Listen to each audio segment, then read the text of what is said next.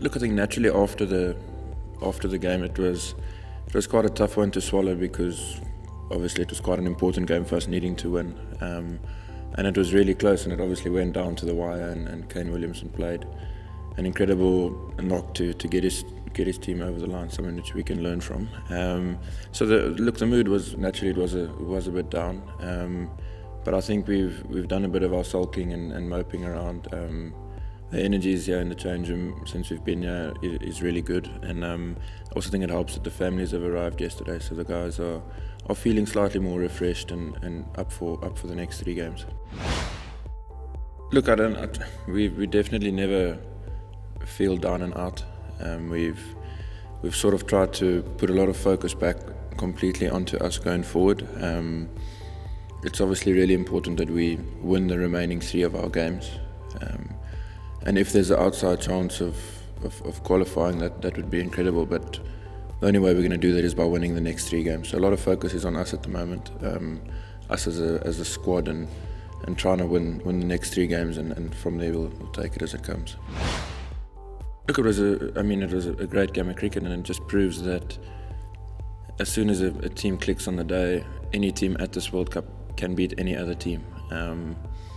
And that's why I say we're really trying to focus on ourselves, because if we put together our best game of cricket, it should put us in a good position to hopefully win games. So it's nice to see that a team like Sri Lanka, with great players in there, maybe been struggling for form, as have we, have been able to overcome one of the favourites. So it's definitely inspirational. Like you say, we can definitely take a bit of learning from that. But a lot of the focus is on us really trying to put our best game of cricket together to see how far it can take us. Look, I think it's sort of the modern game.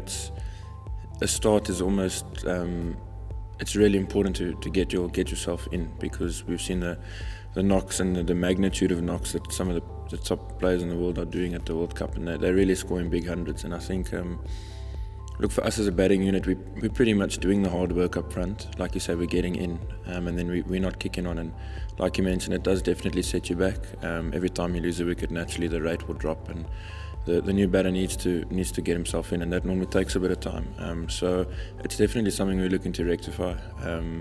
We pride ourselves on getting big hundreds as individuals, because that sets up the team and puts the team in a big position. So we're putting our focus on there. The positive is, though, that we have been getting in, so we are doing the tough part fairly well up front, and now it's about converting it into really big scores.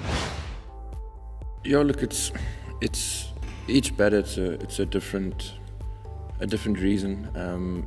There's situations in the game where, as a batter, you're in, and your partner at the other end might also be in, and you're deciding to, now we're going to try put pressure on this bowler. And then it doesn't come off, execution lets you down, but the thinking was right. So I'd say a lot of it is just down to execution. I think if you look back to the batters that have got out, the dismissals have been from either a really good ball. You look at the ball that Hash got now from Mitchell Sandon, that's a really good ball.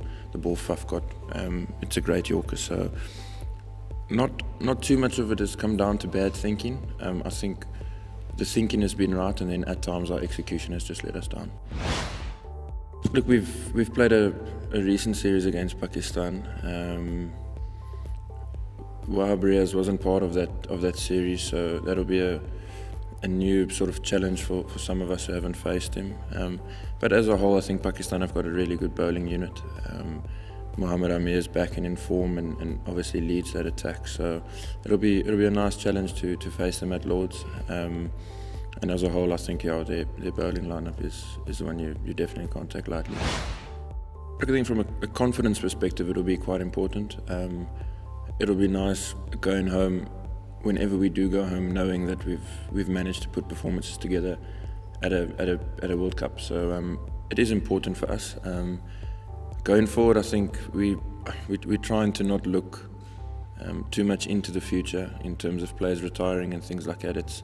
It's something that really is outside of our control as players, and as young players especially. So we're aware of what could potentially happen, and as the younger group of players, we are aware that in a couple of years' time we need to make sure that we can make this team a better team and even better environment to play cricket in. So we're slowly but surely working our way around things. if you look at guys like KG and Lungi and Andy, they've done actually incredibly well in their young career so far. So it's something we're putting a bit of focus on. But at the end of the day, I think at a World Cup, your focus primarily is on cricket itself and not too much on who's going to move on afterwards, etc. like that.